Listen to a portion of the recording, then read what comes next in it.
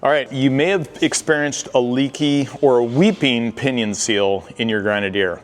And we're gonna show you what's going on there and a fix that we've got for it. And basically, we're gonna vent it to atmosphere. So in the Grenadier, you've got this cool little vent. It's got a tiny little spring in there. It kind of reminds me of like an old needle and seat for a carburetor.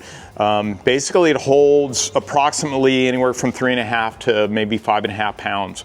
We've checked that. The manufacturer states that as well. You can see where there's like a little bit. So when we take these off, if you release this, or you take the diff cover off, because we're installing diff covers now, the techs will pull up the diff cover and they'll hear a like a bunch of air come out. And I've done this personally myself. I've run the Grenadier, I've taken this off, or you can just push down on this, and if you pay attention, as you push down on this, you'll hear a release of pressure. It's a lot of volume of air that comes out. So what we think is happening is the pinion seal is leaking. INEOS actually has a really, really good pinion seal in there. Super robust, probably designed more for like an extreme duty off-road use. It's super unique though. Here's a normal pinion seal. I think this one's out of a Dana 60, used by Ford, Jeep, all kinds of people use the Dana products. And I've never seen this type of seal in automotive. So normally this goes into the housing, which is right here, it pushes in, and then the yoke would go in here and it would spin. So this seal is fixed, the yoke spins, everything's fixed. Now if you look at this one here, we might be able to get you to see, if I can get this thing to move, you're actually gonna see the seal spinning with the yoke. So what's going on there is the seal itself is pressed to the yoke here, and it's pressed into the housing there. So what it's doing is it's sealing on the back side of that inner sleeve. And I feel what's happening is that pressure buildup in there is actually causing a little bit of weeping. And we know this, we've replaced the seals ourselves. We actually made some special tooling for taking it all apart.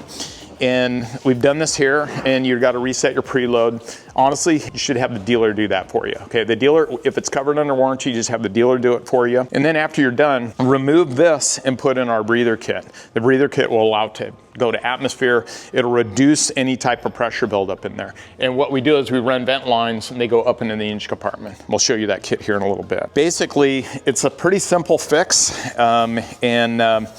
We also know I had a seal that was leaking. Both my seals leaked, replaced one of them, and put the breather kit on, did not replace the rear. And I ran it, I did a Death Valley trip. I cleaned it up, I did Death Valley trip. From here, Death Valley's, 4-hour drive, and we did dirt driving for 3-4 days. And I came back and we changed out the seal because we were doing some other things, pulled out the skid plate cover for the rear, hardly any oil leaked out. And that was on a weeping seal that was that I had. That was pretty significant. As you look at it, kind of looks shiny. If you get a little bit of weeping out of there, it's probably not the end of the world. Have to contact the dealer, let them know. They'll replace the seal if they find it necessary. Now, if you do get a puddle of oil underneath it, you're getting a puddle or on your skid plate, if you've got one of our skid plates, it's gonna not hit the ground, it's gonna hit underneath there. Look underneath there. And then if it's really puddling up, definitely check the fluid.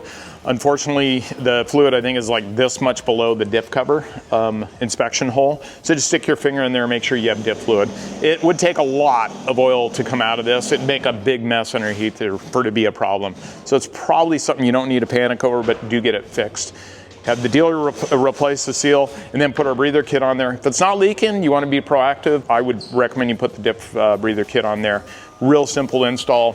We've got a fitting that replaces this. It threads in there perfectly.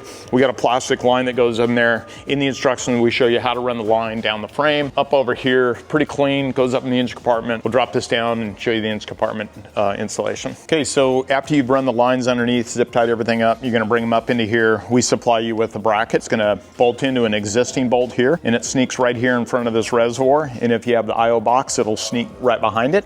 Sits right here.